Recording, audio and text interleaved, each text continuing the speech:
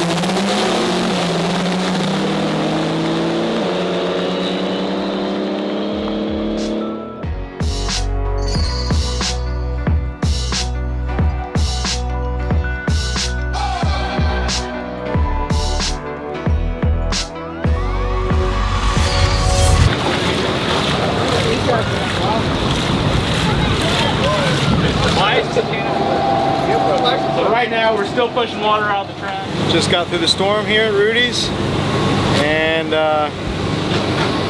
yeah, some tents got ruined and whatnot. Luckily we have our beautiful new apparel trailer. The only thing that got wet was my shoulder from opening the door to see the hail damage. I think we're good. We're gonna get back to selling some dry t-shirts to some wet soles. Where the hell are we at? This is day 2. We're here at Rockingham, North Carolina. It was quite rainy yesterday and wet. If you had a pontoon or a kayak, you was good to go. Hopefully today we see some racing and make some good sales here at the apparel trailer, and we're ready to rock and roll. Let's go. We had a little bit of track cleanup in the morning. We're going to try to see what we can get this thing to do.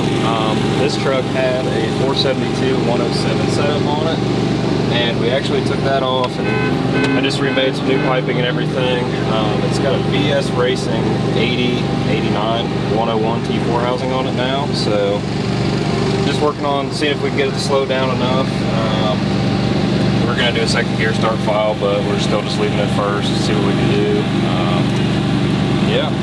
This is our other truck of the weekend. This is Enos the race truck. This is one of Ty's random trucks that he has for some reason.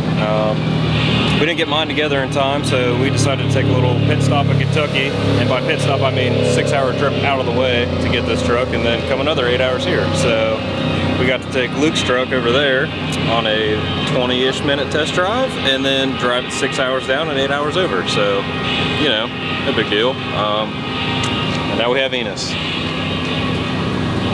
This is a truck that Ty got on a trade, so he didn't really put this together. I don't exactly know who did. I think it's a 475, 476 with a 591, 250s and 210 mils, I think.